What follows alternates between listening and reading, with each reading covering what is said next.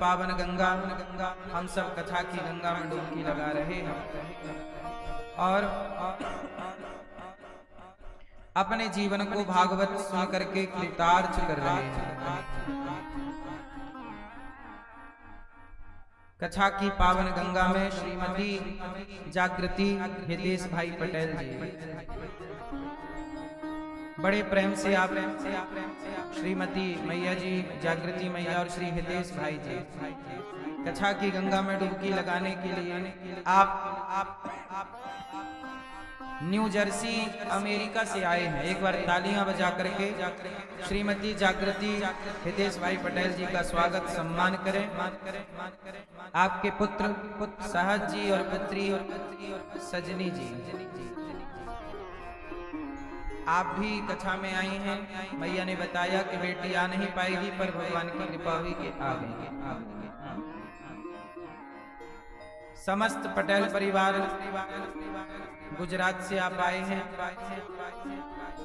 और प्रेम से कथा की गंगा में डुबकी लगाकर अपने जीवन को कृतार्थ कर रहे हैं।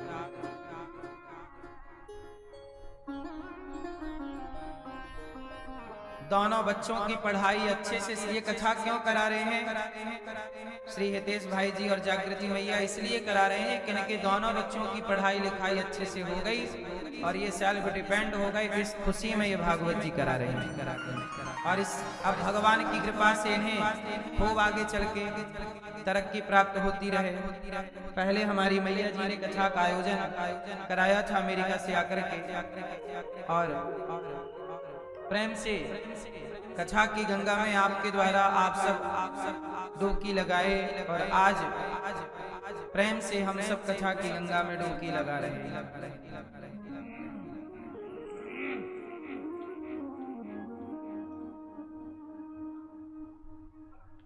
भगवान की कृपा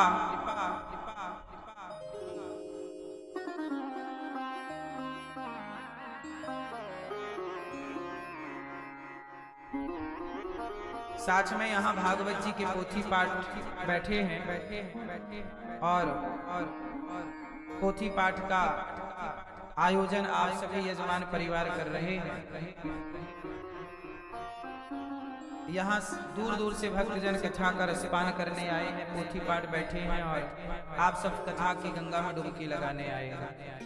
जो भागवत सुनता है तो भगवान कहते हैं तुम हमारी कथा सुनते हो तो हम तुम्हें चुनते हैं। भगवान की कथा जो सुनता है भगवान उसकी व्यथा को सुन लेते हैं।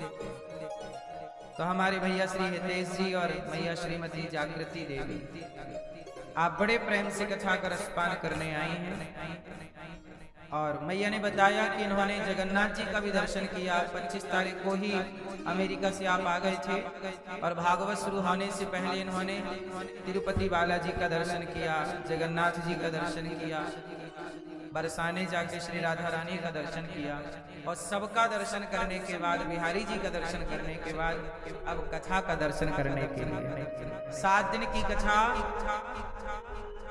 हम सबको समय निकालकर जरूर सुननी चाहिए। हम सभी सनातनियों को क्या करना चाहिए? समय निकाल के कथा सुननी चाहिए। आज लोगों की ये मानसिकता बन गई है कि कथा क्यों सुनना है, तो समय वेस्ट होगा, समय बर्बाद होगा। नहीं, 7 दिन की कथा से आप वो सीख पाएंगे जो आप बड़ी बड़ी यूनिवर्सिटियों में ना सीख पाए। हम सनातनी हैं, हम सनातनियों को अपने धर्म के बारे में ज्ञान होना चाहिए। हमारे भारत के लोग अमेरिका में रहते हैं, लंदन में रहते हैं, कुछ लोग अफ्रीका में रहते हैं, कुछ लोग जापान में रहते हैं, ऑस्ट्रेलिया में रहते हैं। इतने देशों में भारत के लोग रहते हैं, पर फिर भी वो लोग वहां रहकर भी अपने धर्म को जान रहे, पहचान रहे हैं, हर त्योहार मनाते हैं। आप लोगों से ज्यादा भारत में रहने वाले सनातनियों से ज्यादा जो विदेशों में सनातनी रह रहे हैं वो ज्यादा गीता पढ़ रहे हैं, ज्यादा रामायण पढ़ रहे हैं, ज्यादा धार्मिक हैं। क्यों? वो ज्यादा धर्म का पालन कर रहे हैं, विदेशों में रह रहे हैं, अन्य मजहब पंथ के लोगों के साथ रह रहे हैं, फिर भी उन्होंने अपना धर्म पकड़ रखा है। क्यों? क्योंकि धर्म का ज्ञान है। जिन्हें धर्म का ज्ञान है वो अमेरिका में रह के भी सनातनी ही रहेगा, और जिसे धर्म का ज्ञान नहीं है वो भारत में रहकर भी धर्मांतरण कर सकता है, क्योंकि धर्म का नॉलेज नहीं, धर्म परिवर्तन कर सकता है। इसलिए धर्म का ज्ञान होना बहुत जरूरी है। आपके बच्चे सनातनी ही रहें, इसके लिए आपको अपने बच्चों को भागवत सुनवाना चाहिए। 7 दिन टाइम निकाल लीजिए, पूरी जिंदगी के लिए बहुत सारे सूत्र 7 दिन में मिल जाएंगे, और सत्संग कंटिन्यू करते रहें, थोड़ा थोड़ा थोड़ा थोड़ा। और अच्छी बात है, हम सनातनी अपने धर्म को लेकर के मजबूत बने। हम धर्म को लेके ना थोड़ा लापरवाह हो जाते हैं। मोबाइल चाहिए बच्चों को तो मोबाइल तुरंत दिलाएंगे, गाड़ी चाहिए बच्चों को गाड़ी तुरंत दिलाएंगे, जो जरूरत है बच्चों को वो तुरंत दिलाएंगे। जितनी जरूरत बच्चों को मोबाइल की है, कंप्यूटर की है, जॉब की है, काम धंधे की है, पढ़ाई की जितनी जरूरत है, कहीं उससे ज्यादा जरूरत धर्म के ज्ञान की है। यदि हमने धर्म के ज्ञान में थोड़ा सा दिमाग नहीं लगाया और बच्चों के प्रति लापरवाह हो गए तो बच्चे रास्ता भटक जाएंगे। शराब कौन बच्चे पी रहे हैं, अफीम कौन बच्चे खा रहे हैं, चरस, अफीम, गांजा ये कौन लोग खा पी रहे हैं? वो जो धर्म से हट गए, जो धर्म से धर्म के रास्ते को भूल गए और कहीं और ही रास्ते पर चल पड़े। जिन्हें आज भी धर्म का ज्ञान है वो आज भी गांजा नहीं पी रहे, चरस नहीं ले रहे, शराब नहीं पी रहे, सही रास्ते पर चल रहे।